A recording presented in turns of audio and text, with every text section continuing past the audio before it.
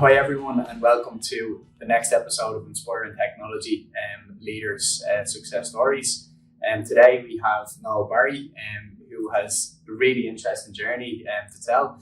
He came from software engineer all those years back. I won't get to today, but a few years back, up into the director of engineering in a company that went from startup to unicorn status.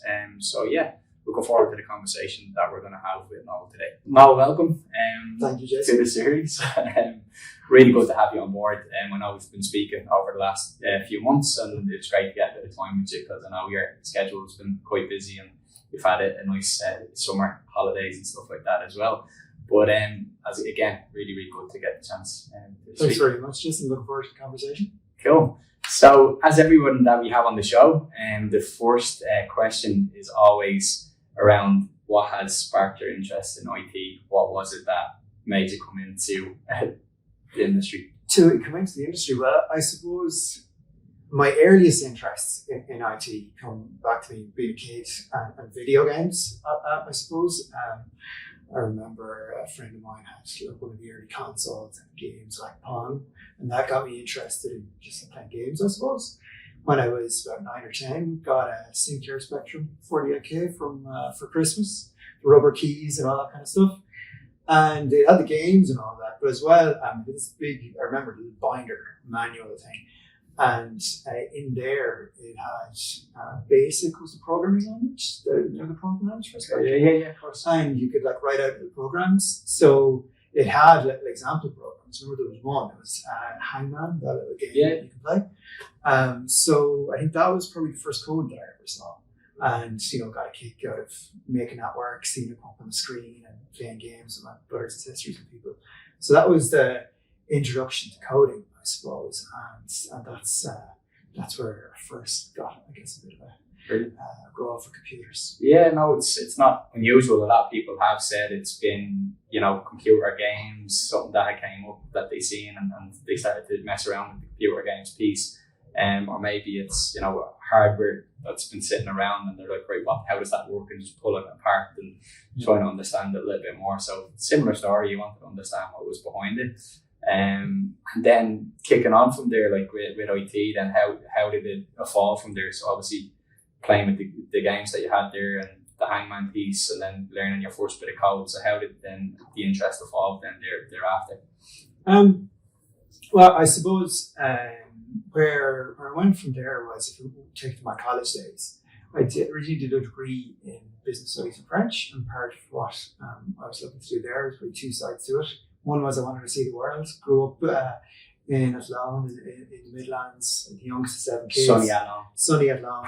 I was the youngest of 7 kids, and I saw my older brothers and sisters head off to college, head off to work in different countries. And I guess I wanted a piece of that. And so the original degree, I went to France for a year, studied there, which was a great opportunity. And what part of France did you go to? Rouen, which is about an hour north of Paris in Normandy. Not much sunnier than Athlone, but they had some great crafts, I remember, and a great bunch of people. There was a lot of diversity to the student population, a lot of international people there for the year. Still good friends with people from them. So did that degree in business studies and French, ended up with an offer from a bank here in Dublin to go work there. But there was an unsatisfied urge to really get into the IT industry and into computers. And there was an opportunity to go study in Belfast. They had an MSc in Computer Science and Applications, which was a 12-month course. And even better, I was going to get paid to do it. Got an EU grant to go up there. Oh, hey. And had a great year up there. That year was really quite fortunate. It just switched to using Java as the language they were teaching in from some maybe more dated language they were using previously. Yeah, probably more C++ and C and stuff like that. Maybe. Yeah, even something less commercially useful maybe. I don't know. I can't remember. But anyway, that was a good change for me and had a great year up there. I learned a lot again. Met some great people, had a nice time. Super, yeah. No, sounds good. To France, to Belfast and all over even before your journey, your career started as such. Shit, yeah. Brilliant. So then it leads on to the first job. Can you remember the first interview you done or getting that first job? Can you remember? I can remember some of it. So it was part of the milk round. I don't know if that term even resonates anymore, where companies come around to universities and do some interviewing. So this was happening in Belfast. Yeah, no, I believe they're still doing it. There's a couple of companies that are heading around at the moment on campus, get the talent up quick before everybody else does. Well, that's it. So there were companies coming to Belfast. The one that caught my eye was a company called Sapient. They're a consulting firm. They're based in the US. So we're still on the travel thing, still looking to see where I can go. And they were interviewing. They were one of the companies that I said, I'll sit down and speak with. And so interviewed with them. But the bit I remember, I suppose, is being asked to do a sorting algorithm, getting the pen and paper out and writing out the code for them and then chatting to them about it. To two actually Northern Irish people that they had previously hired, that I thought these were the experienced professionals. Looking back, they were probably about 24 or 25. So interviewed with them, didn't think a whole lot too much more about it, and a couple of weeks later, the phone rang in the kind of hallway in the kind of uni res I lived in, and someone came knocking on my door, went and answered the phone, and it was Seth from over in America, who wanted to talk to me about a job offer, and it was all a bit surreal, to be honest. I was chatting to him about, did I want to work in Boston or did I want to work in Atlanta? And decided on Boston, because I wasn't able to drive at that point, and better public transport system in Boston. Yeah.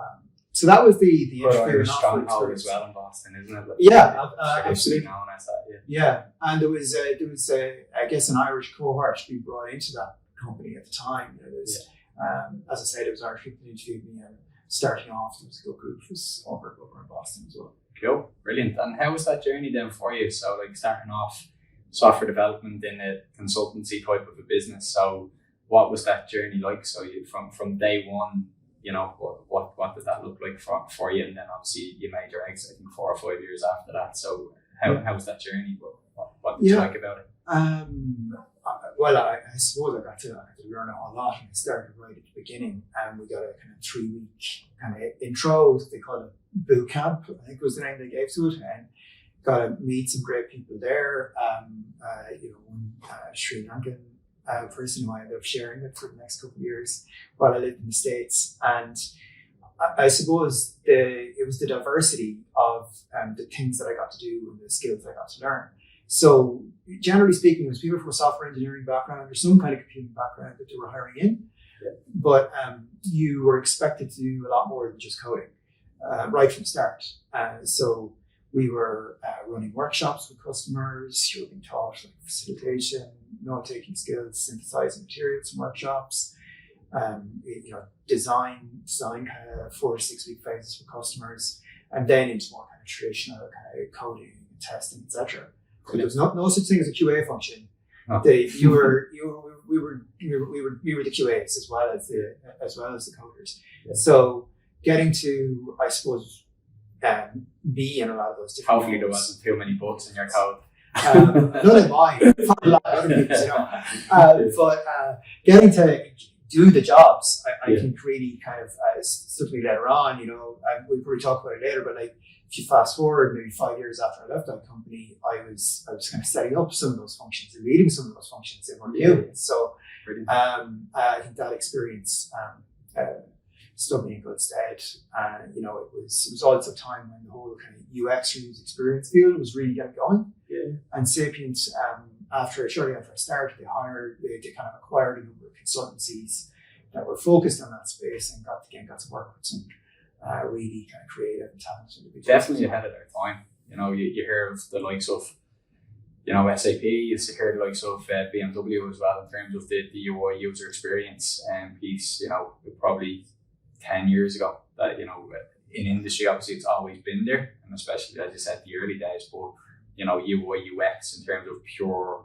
job titles and stuff like that probably have only came, let's say, properly to the market, let's say, in the last 10 or so years. Yeah, and I think it was quite new at the time. I think it was Studio Archetype and Razorfish were a couple of consultancies that they acquired at the time. Yeah. And I think for me, again, proved very useful. Later, like a number of years later, I was being asked to run usability tests with some of Workhuman's early clients. So, having worked with some of the actual professionals in that space before was helpful. So you understood, yeah, and that leads back then to graduates. Obviously, we've seen the market be excellent, let's say, or ups and downs. Obviously, the .com crash you would have seen, but you sailed through that with as far as you probably see, or did you sail through, or how did you find it around the kind of .com crash that time? Yeah, I sailed through it relatively well, I suppose, and I know it was partly a contributor to that. I think that was as I moved on from Sapiens, part of what I was looking to move back to Ireland. Yeah. But as in between, so I just do a little bit of traveling. Yeah. So and step away from kind of the professional work for a little bit. Did you travel across Europe or New Zealand mostly? Nice. And did kind of half and half working, half and half traveling, and then as the Southeast Asia, the kind of traditional route around Thailand, Vietnam, places like that. But, so I think there was a certain amount of the .com crash happening while I was traveling on the beach in Thailand somewhere. And by the time I came back to Dublin in 2004, there were more opportunities around. And what did it look like then in 2004? Because I was young then. So what did the landscape of technology in the Irish market look in 2004? So in terms of coming to the job market and looking for a new role, can you remember what that looked like for you at that time? I think at the time there were opportunities around, but probably not as much as maybe the people would have seen in recent years, I suppose, in Ireland. But and they varied. Like I remember for me, I was interviewing with companies like Workhuman or Global Forces in Denver, out in Park West, and also for another firm here in the centre of town, both kind of modern, forward-looking, but as well. I was interviewing with Portfolio at the time, where it's a kind of a different interviewing experience. And I was probably hoping I'd get the job in the centre of town in the heart of things. I've been working in the heart of things in London previously in my last professional job. But I ended up with Workhuman in the beautiful Park West. Yeah. And the rest is history. Yeah.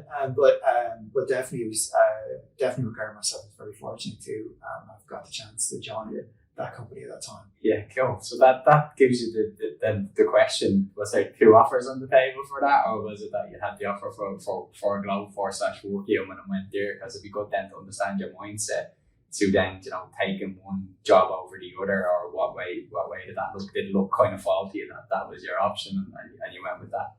I think at the time I had two offers. I had the Workhuman offer, and there was also one offer of Portfolio. And I think for me, the opportunities of the kind of environment that I was going to go into at Workhuman, based on just my interactions with the people in the interviews, was an easy enough choice. Brilliant. And I know from my upbringing and other people's upbringing, when when you're brought up, you look at industry, or your parents might say to you, where my background comes from, maybe like, get into construction, or maybe, become an electrician, or work yourself up in a trade as such. And then obviously, people have seen the IT boom that we've had. And then I'm sure parents have said to people, get into software engineering or get into IT. It's a great, way to go about it. And maybe more so on the money piece is what we see a lot in the news and what we see in terms of, compensation packages and stuff like that. But if you're a graduate and you're starting over again, like, what would your advice be to a grad that has just came out of college, good experience, and what way would you say to take the market, let's say, for the first 4 years? From what I'm reading from you, is you went to a company that gave you everything in terms of, getting the solutions, understanding the business side, then getting the full life cycle of the technology piece, and being able to deliver that then for the customers. So what would your answer be to a person? Should they follow, a certain type of company in a certain industry, or should they go, enterprise level? What would your opinion be on it? It doesn't have to be, 100% accurate, but like, what would your opinion kind of looking back in hindsight? What would you say?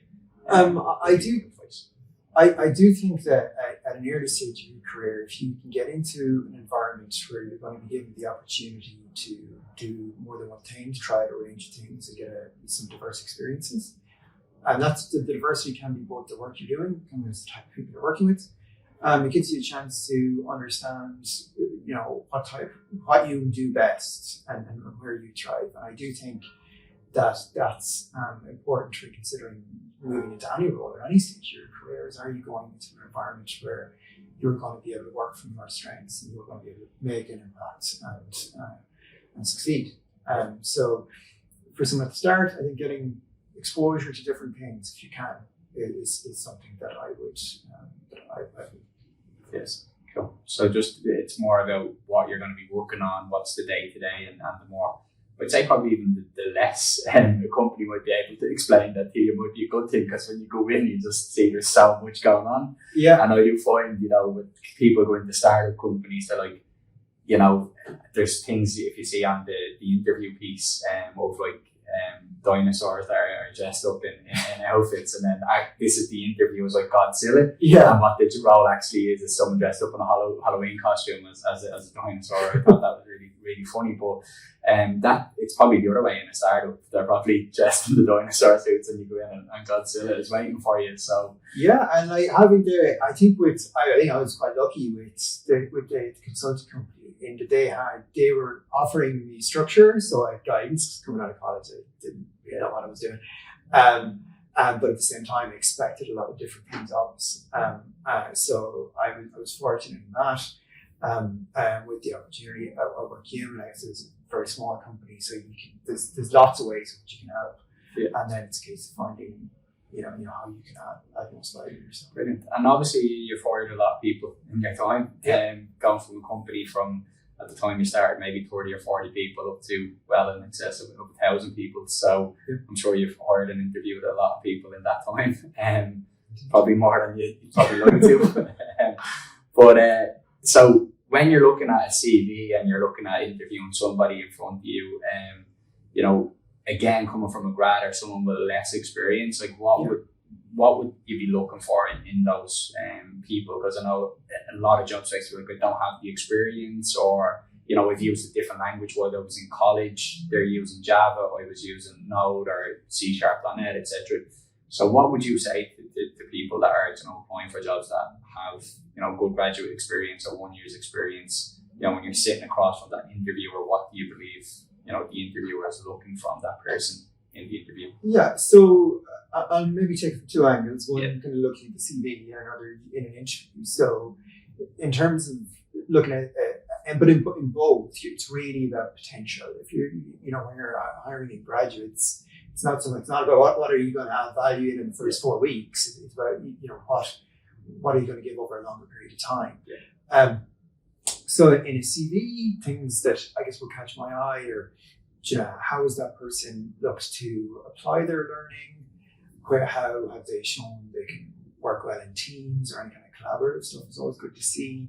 So with groups, we had Code Dojo as younger people were in those type of groups. So if somebody is part of a kind of development community or has shown in the projects that they worked as a team and this is the project they delivered within, their college, course and stuff. Yeah, exactly. And what I was going to go on to say is ways in which you maybe shown initiative or done a certain amount of leading of anything. And the Code Dojo example is perfect, right? So, I've 2 kids myself at the moment, and one of them has done a certain amount of Code Dojo. And in that, we've had kind of secondary school kids that are kind of doing some of the mentoring and support work for the younger ones. Yeah. And so, if for example somebody had written down something like that on a CV for me, that'd be like, okay, this as well. It shows their kind of passion for the area and their kind of mentorship and helping others piece. So that would pique my interest, I suppose. And really, with the CV, that's what you're looking for. It's just something that gets the person reading the CV interested. And can you see the passion? So sitting on the other side of the desk, and as I led back to kind of parents saying, pushing their kids in that direction because it's a good career and opportunity. Can you see the difference in people that are, testing the waters with technology and software engineering as opposed to people that are passionate about it? And, have you seen those situations in interview? Somewhat, but you can't always tell everything in an interview. And the one thing I'd say is, so I was talking earlier about the CV, right? Yeah.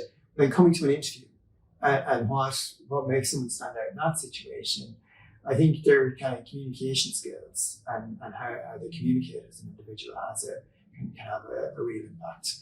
And that's everything from just kind of body language, eye contact, smiling, things like that, to how kind of positive and energetic someone is in a situation that would generally, I think, make interviewers feel positively exposed to you and may help you succeed in that process. And so that's very much something that can be a learned skill. Some people are great at that stuff naturally, but in my time, a lot of the best communicators that I've worked with, if you go have a chat to them, there's a lot of kind of effort and hard work that's gone into getting to that point.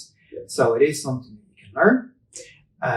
And I think even early in your career, putting time into that by communicating well has a lot of benefits. And so back to your passion point, sometimes somebody may just be good at communicating that because they're that's a message they're trying to get across. You have to dig into a bit deeper to know is it real or not. Yeah, exactly. No, definitely. I think a lot of people that I have spoken to, a lot of CTOs and directors of engineering have really said they've had a passion for it. They can remember the first time they looked at a computer console or the first time they coded. It just felt right, and it was that was the path they were always going to go on. There was no ifs, buts, or maybes around that. And I think definitely for graduates, and what I see from a recruiter point is the people that do maybe a little bit of GitHub projects or are interested in how things actually work.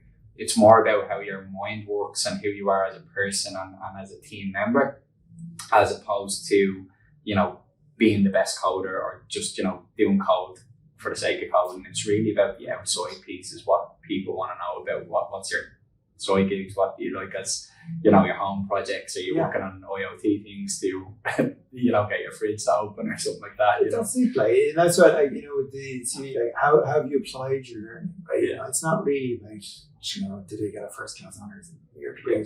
How are you applying what you're learning? And can you work well with people? Brilliant. Super. And I'd like to move on then, obviously, because having you in the room, I know, 18 years plus working in a company like Workhuman was definitely something that had sparked my interest to get you into the room.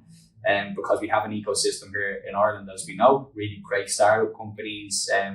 Apparently we have the most productivity of all workers around the globe. We don't know where they get those stats from, but we'll take it. So it's just really interesting, that story. I think a lot of people look at, for me, Workhuman was Global Force originally. Yes. That's who we worked with, and I worked as a client originally back, way back when, and obviously moving on the journey to Workhuman now. So really interesting, starting, walking in the door, 40 people, and then having 1,000 plus people. So, I probably need multiple episodes to have that conversation, but can you give us just a bit of an insight to your journey? So when you landed into Workhuman, what was your job title? What was your role? So I came in as a senior software engineer in kind of late 2004, and maybe the way things fell, or what they needed.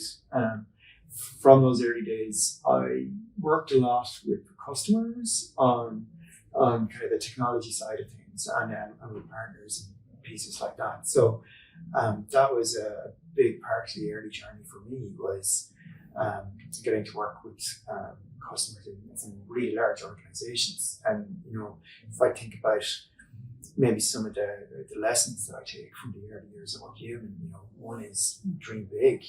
We were this small little company. Did you just have the whole building at that time?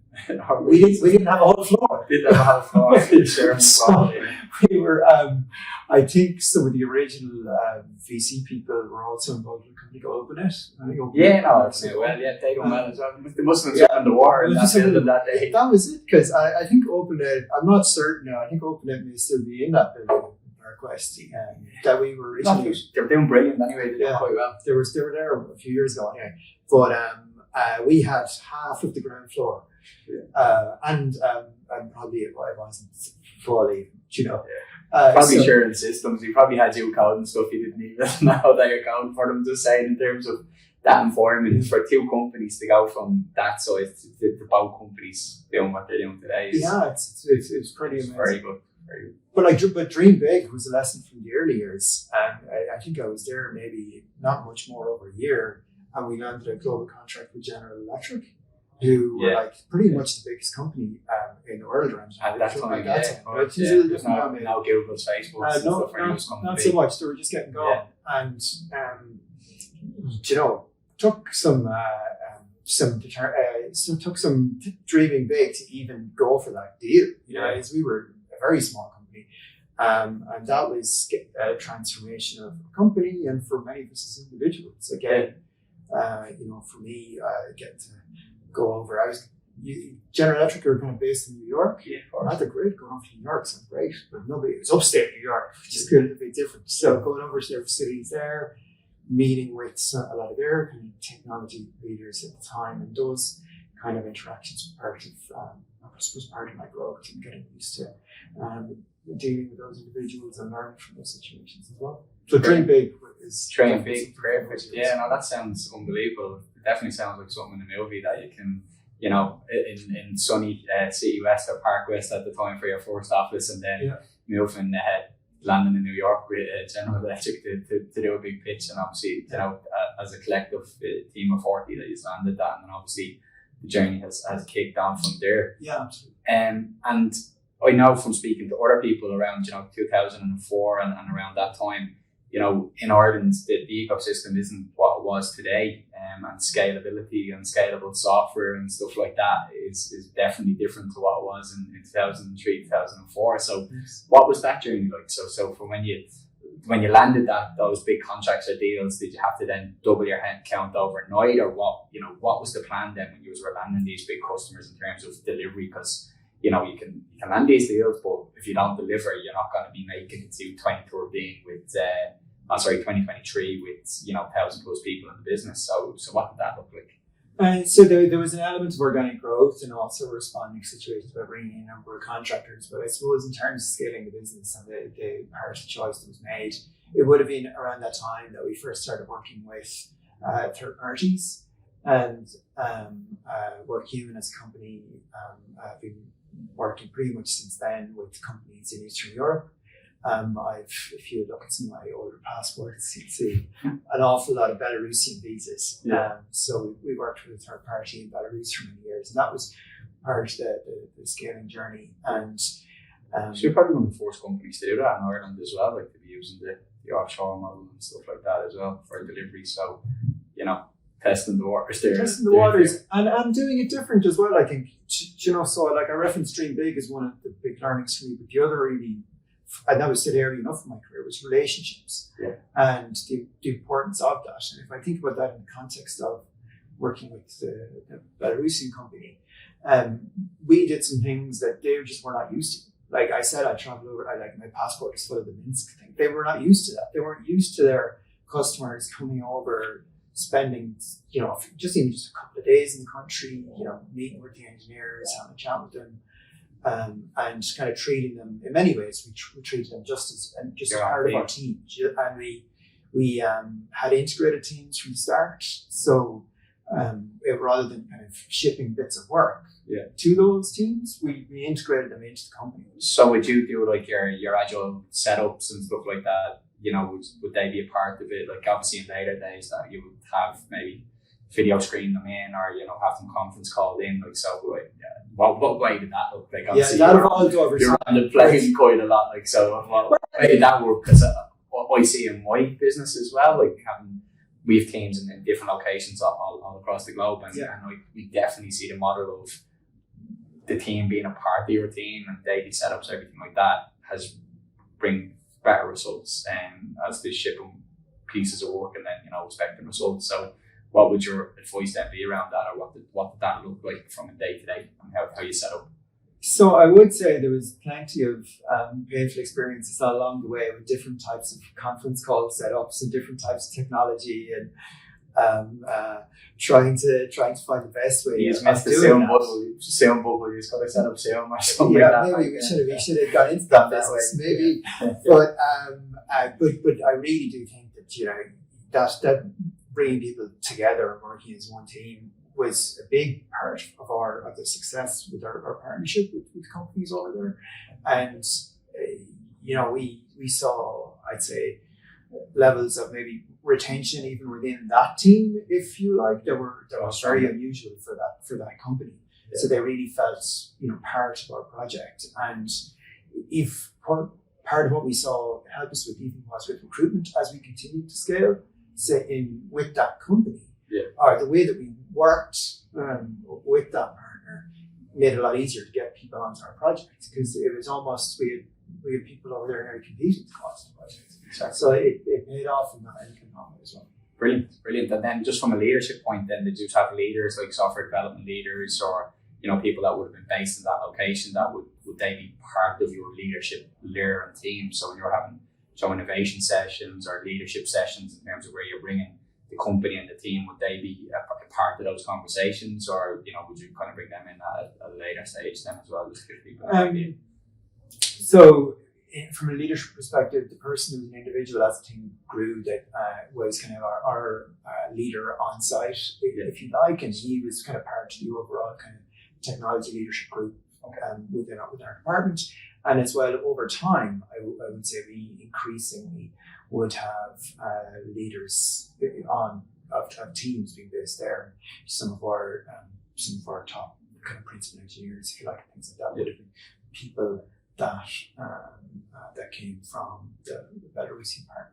Brilliant. And then just on that journey then, like of landing obviously some really big customers, and then technology. So as technology evolves, and then you go from in-prem to become cloud-based. I see a smile there, but how was that journey for you? Because there's obviously still a lot of companies on that journey at the moment.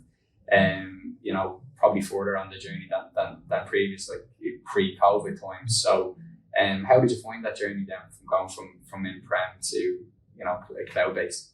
And how did you come up? I know AWS was probably the main cloud provider at that time, which still are. But how do you choose that cloud provider, or making that jump to a cloud-based model? Making that jump, and it's probably one that cloud computing is probably the biggest change that has been there, or most transformative change that's been in the technology landscape kind of since I started. But Workhuman were on-prem for probably the majority of the time. I think they're over the last 5 to 10 years and have been in the process of its own cloud migration. It's now fully cloud-based. So can you remind me what was the question? Yeah, so just with the journey then to cloud, how did you find that journey? Like, so from right, what is the cloud? What are we going to do? And so just give people an idea of where you were in prem and to where you are in cloud now, and what the benefits that you've probably seen from in prem to cloud, or even the other way around. What have you seen as the benefits? Yeah, well, I think some of the benefits that we've certainly seen is just from a cost perspective and from a flexibility perspective, being able to just scale things up and down very easily. From the business that Workhuman have, for people that aren't familiar, it's founded on employer recognition, and a lot of the traffic is essentially while people are at work. It's largely a work-based business. So Monday to Friday, a lot of traffic. Saturday and Sunday are quieter periods, and so through most of the company's history, we've been paying for the on-prem centers. Whereas when we've moved to the cloud, obviously we're able to have a lot more efficiency and scale. More flexibility of a contract Monday to Friday, rather than keeping everything, running all the way through the 7 days. So it's more efficient for the business. And some businesses, it'll work to stay on-prem because of the size of the company or the scale, or the cost factors might be actually cheaper having it in-prem in some situations than it is to go to cloud. So it's just really making the right decision for yourselves. But as well, the flexibility piece, and that is one point that I'd like to touch on, is the dreaded word COVID. So when that hit, I believe working when your culture is very much, people first piece, and you do embody everything that you do in terms of your product and what you sell to the market from my side, from the outside looking in, and working with you as a customer. So with that being said, then what was it like then the week of March that everybody or having to go and work from home and all of that stuff. So what were those conversations? If you can give us a brief insight to that, or what your thought process was, because you go probably from everything's moving nicely to like this is a big challenge. So or was it? No, it certainly was. I think part of what helped us was we had a long experience of, as I said, working with teams in Belarus and using technology. We were already on Zoom, for example, so there was just a lot more of that. And I think you mentioned the words "people first" there. So that was the foundation of kind of how we were talking to each other through those first couple of months of COVID. And it's maybe easy to forget what things were like there, but like at the start, there was a lot of concern and anxiety over what this disease was and this pandemic, because we didn't know where things were going. So, very much a message of putting each other first and our families first was the way the company looked to approach things. Sure. And just trying to kind of stay connected. So there was a lot of, as in many companies, lots of different things to try and kind of keep people talking to each other on video calls, different types of events and games, and different teams doing different things. So we're trying to do that, but as well, we were, I suppose, focused on getting things done. I think, giving people a clear sense of purpose and things to work towards. Especially your product will probably be something that was looked at a lot from other companies. So when they were bringing people and moving them home, like what their experience was like and how they were engaging and how their culture piece then was with the company as they transitioned in such a big shift. So like I'm sure your product was probably, quite sought after, or, there's probably a lot of questions around, can we add different features or different things to the product? Would it be wrong by saying that? Or? No, not at all. And I guess, that was part of the experience of those first few months is there were also, some business opportunities the company was trying out, and a lot for us as an engineering and product group to focus on in terms of how are we responding to this and how are we helping our customers kind of use our products in different ways now that everybody's at home. And it was an opportunity with some of our customers to get them to try out different products that they'd been maybe kind of held back on prior to that. So it was. I remember it as a very busy period as well, and that probably a good thing in ways to give us all something to focus on other than what was in the news about the pandemic itself.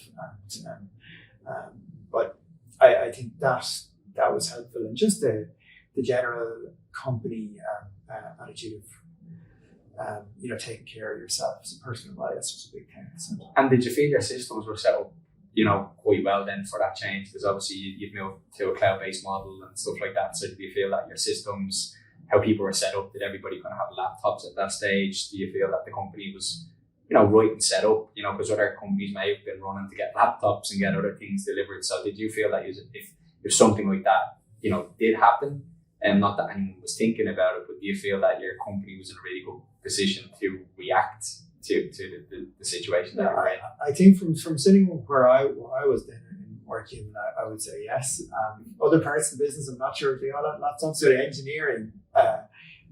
engineering was kind of quite ready to work remotely, and we transitioned relatively well.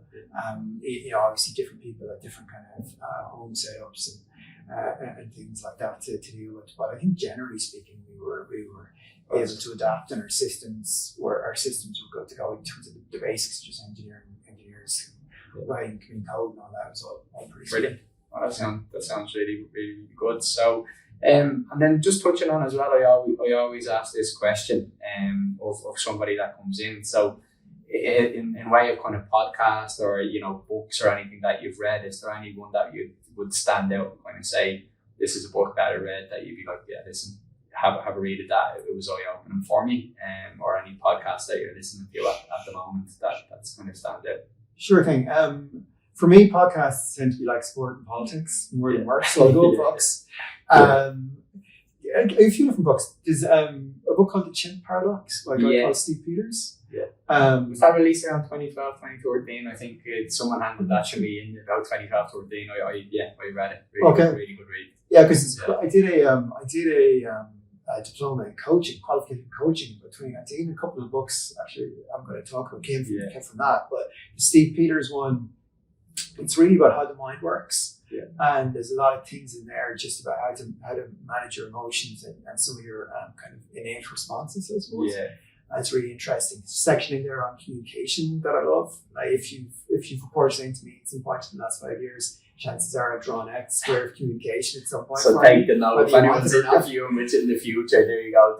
Take note and read that. Yeah, and Leading People is a book, Turn the Ship Around.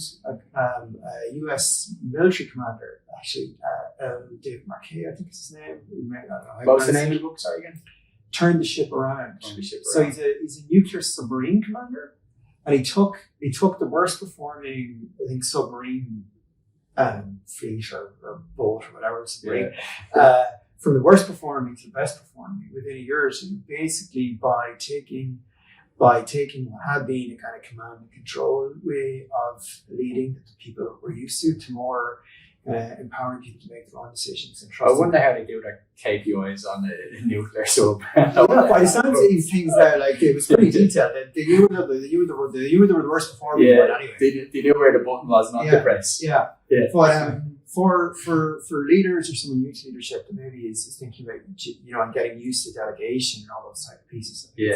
I think that's a big thing, isn't it, for leaders, delegation, especially when you're quite hands on in what you do. If you're going from being an engineer, principal engineer, maybe you then decide to go into management. It can be that delegation piece. Definitely with myself, I find that difficult. For me, still learning. And that was a big transition for me as well. I'm very kind of task oriented, and I think when I was starting off as a leader, jumping in to help or to rescue people was something I probably was doing, and that was certainly something I adjusted early on. And things like as well that coaching course I did really gives you a whole new set of tools to lead in that way, where you're trusting your people to get the job done. Just really being a support. Definitely, no, that's some really great ones. The Chimp Paradox, definitely a good one. Read it, and then for me again, like the 1 Minute Manager. I don't know if you read that one, but I thought was really good when I landed in Hayes. R&D at the time and handed me that book, and I was, 1 Minute Manager is definitely really I'll good. Check it out. You do 1 minute, fantastic. And then just finally now, like being a director and what you're doing now, obviously on a daily basis, and what would you do now day to day, and what would you challenges would you like to see in the future for yourself, like, so in terms of obviously working in startup environments, multinational environments, what would you like to you bring to your day-to-day role now going forward from what you've seen and what you've had, like looking back on your experiences and to where you are today, like what would you like to continue to do? Where I feel most fulfilled, I suppose, is where I have the opportunity to work on high impact projects that are really kind of critical to the success of the organization I'm working with, and ones where it's clear to me how I'm going to learn and develop from that role, and also that the opportunities are going to be there for my team to do that as well. And working in organizations where I can tap into my own strengths as a leader. It's a good cultural fit, and change as well is something that I got plenty of over the years at Workhuman, and again that's an environment that I like to work well in. That can be, and there's different types. There's organizational change, businesses shifting from one type of structure to maybe more domain focused structure, or where there's a lot of change going on within the product or within the technology. So continuing to get to work in spaces like that with teams of people that just like to work hard and get things done. That's brilliant. And the final question I have for you, because of the journey that you've been on, do you still dream big? 100%. That's the way to do it. So we'll I suppose dreams of the moment are wouldn't it be nice to go on that unicorn journey as well, or where can a company like Workhuman go next? Yeah, exactly. So you're looking back in 2004 to today, you definitely probably didn't even dream that big, when you first set out on that journey. No, I don't think. Well, I think certainly there were people within that business that weren't thinking that big. Yeah. And that's, I think you need leaders within those startup businesses that are dreaming big from the start. Brilliant. I think that's part of that success. Definitely. So, if the final word is hopefully the Irish rugby team are dreaming as big as you were when you started out on your journey. So, again, no, absolute pleasure to speak to you and to understand your journey in a little bit more detail that we have. And looking forward to speaking to you for the weeks and years to come. So thanks so much for your time. Appreciate it. Thank you. And hopefully we can all look forward to a Rugby World Cup win as well. There'll be no work done. There will be, the productivity will drop. Yeah, for sure. Yeah, cheers. Thank you.